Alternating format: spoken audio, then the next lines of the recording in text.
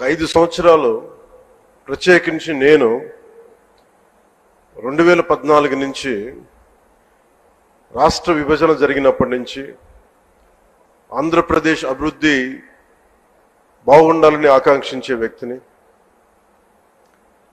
వచ్చే గొడవలకి విభజన జరిగితే ఎలా అయిపోయిందో మనం చూస్తూ వచ్చాం. అందుకని ప్రత్యేకంగా నేను ఆంధ్రప్రదేశ్ బాగు కోసం నేను ఎప్పుడూ నిస్వార్థంగా చేసుకుంటూ వచ్చాను. 2014 నుంచి 2019, 2019 నుంచి 2024కి ప్రభుత్వం మారిన వెంటనే ఒక కన్స్ట్రక్టివ్ అప్రోచ్ నుంచి ఒక డిస్ట్రక్టివ్ అడ్మినిస్ట్రేషన్, డిస్ట్రక్టివ్ గవర్నెన్స్ మొదలైంది. ఇది ప్రజాస్వామ్య హితాన్ని కోరుకునే ప్రతి ఒక్కరికి కూడా చాలా ఆందోళన కలిగించింది. ఈరోజు మేము గౌరవ ముఖ్యమంత్రి గారి నాయకత్వంలో సాధించినవన్నీ చెప్పబోయే ముందు అసలు ఈ పరిస్థితికి ఎలా వచ్చాం, మీకు కూడా ముఖ్యంగా అధికారులు ఉన్నారు, గౌరవ శాసనసభ్యులు ఉన్నారు, ఒకసారి మనం గుర్తుకు తెచ్చుకోవడం చాలా చాలా అవసరం. ఎందుకంటే మనం చాలా త్వరగా మర్చిపోతాం.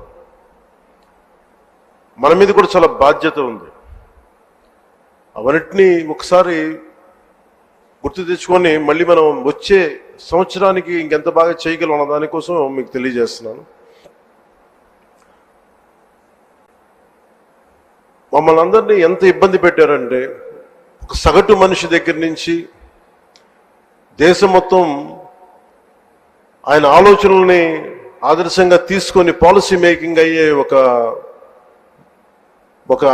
దశాబ్దాల అనుభవం ఉన్న, సుదీర్ఘమైన అనుభవం ఉన్న ఒక ముఖ్యమంత్రి గారి, ఒక తెలుగుదేశం పార్టీ నాయకుడు శ్రీ నారా చంద్రబాబు నాయుడు గారి స్థాయి దాకా గత ప్రభుత్వ పాలకులు ఎంత ఇబ్బంది పెట్టారంటే ఇంకంతా ఇంతక ఎంత వికృతంగా తయారయ్యారంటే ఏదైనా మాట్లాడాలంటే భయం.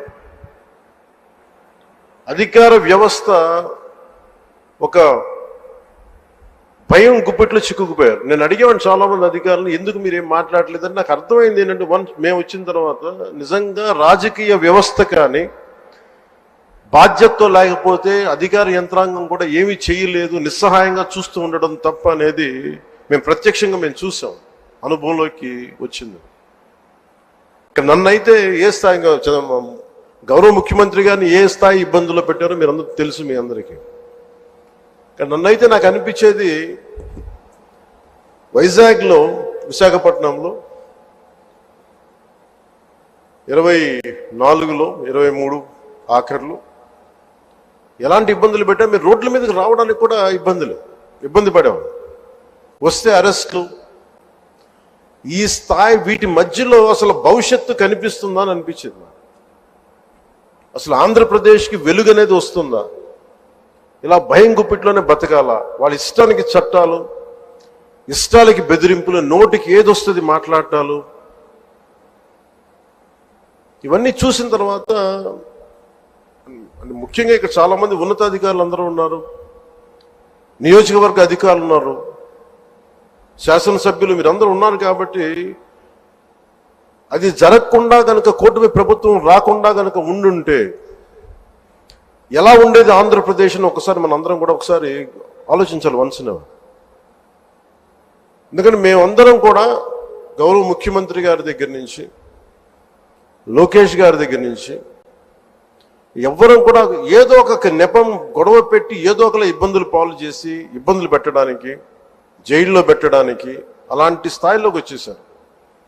ఏదన్నా మాట్లాడదామంటే రౌడీ మూకలు, నిస్సహాయతతో కూడిన అధికారులు, లేదా వంతపాడే అధికార యంత్రాంగం, వీటన్నిటి మధ్యలో విలవిల్లాడిపోయింది రాష్ట్రం. ఏదైనా మాలాంటి వాళ్ళు వచ్చి మాట్లాడి చెప్తామంటే మమ్మల్ని అలాగేలా ఇబ్బంది పెట్టలేం, మా కుటుంబ సభ్యులతో సహా. వీటన్నిటి నేపథ్యంలో ఎన్డీఏ ప్రభుత్వం, సుదీర్ఘమైన అనుభవం ఉన్న చంద్రబాబు గారి నాయకత్వంలో తెలుగుదేశం పార్టీ, భారతీయ జనతా పార్టీ, జనసేన, ఇవన్నీ కలిసి కూటమి ప్రభుత్వాన్ని ఏర్పాటు చేయడానికి, నిలబెట్టడానికి ముఖ్య ఉద్దేశం ఒక సుపరిపాలన అందించాలి. అడ్మినిస్ట్రేషన్ విత్ అన్ అకౌంటబిలిటీ, ఒక రెస్పాన్సిబిలిటీ తోటి ముందుకెళ్ళాలి అన్న ఉద్దేశంతో మేమందరం ముందుకు వచ్చాం. ప్రజలు దాన్ని గుర్తించారు, ఆదరించారు.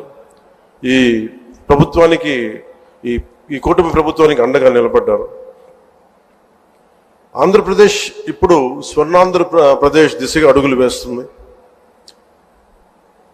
ఈ మార్పు తీసుకురావడానికి ఒక యుద్ధమే చేయాల్సి వచ్చింది.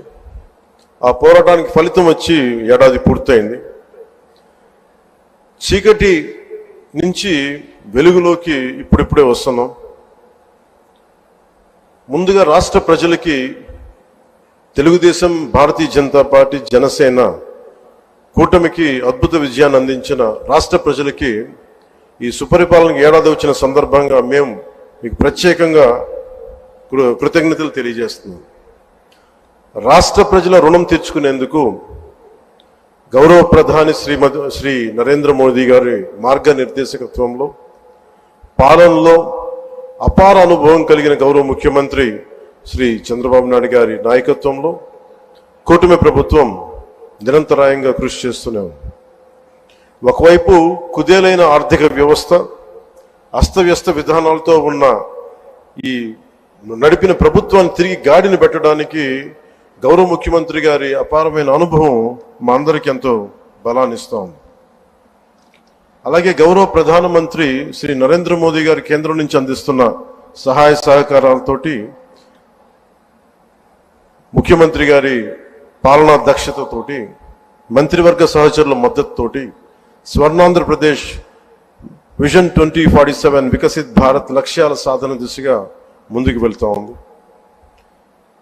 ఈ మధ్యనే మనం 11వ అంతర్జాతీయ యోగా దినోత్సవం సందర్భంగా గౌరవ ముఖ్యమంత్రి శ్రీ నారా చంద్రబాబు నాయుడు గారి నేతృత్వంలో ఎన్డీఏ కూటమి ప్రభుత్వం విశాఖపట్నంలోని బీచ్ రోడ్లో 3 లక్షల పైచిలుకుతో మందితో నిర్వహించిన యోగాంధ్ర కార్యక్రమం ప్రపంచ రికార్డు సృష్టించింది. అలాగే రాష్ట్ర ప్రభుత్వ పథకాల్లో నేను చాలా సందర్భాలు అడిగేవాడిని ముఖ్యమంత్రి గారిని. ఎలక్షన్ సమయంలో మనం ఈ సూపర్ 6 ఇలాంటివన్నీ ఎలా చేయగలం ఏంటని మాట్లాడితే ఆయన ఎప్పుడు కూడా అనేది ఏంటంటే, డెవలప్మెంట్తో పాటు మనం వీటిని ఏవైతే ప్రజలకు అవసరం అయితే ఉన్నాయో అవి కూడా ఇవ్వాల్సిందే మనం అని చెప్పేసి, ముఖ్యంగా ఆయన 3,000 దాకా ఉన్న పెన్షన్ని ఆయన రాగానే 4,000కి పెంచగలిగారు. దివ్యాంగులకు ఇచ్చే పెన్షన్ 3,000 నుంచి 6,000. దివ్యాంగులు కొన్ని సంవత్సరాలుగా నా దృష్టిలో ఉంది, అందరూ ముఖ్యమంత్రి గారి దృష్టిలో ఉంది, మాకు పెంచండి అని అంటుంటే అది కుదరలేకపోయింది ఎవరికి, ఏ ప్రభుత్వానికి కూడా. కానీ ముఖ్యమంత్రి గారి నాయకత్వంలో ఆయన ఫైనాన్షియల్ మేనేజ్మెంట్ అద్భుతం కాబట్టి 3,000 నుంచి 6,000కి పెంచారు.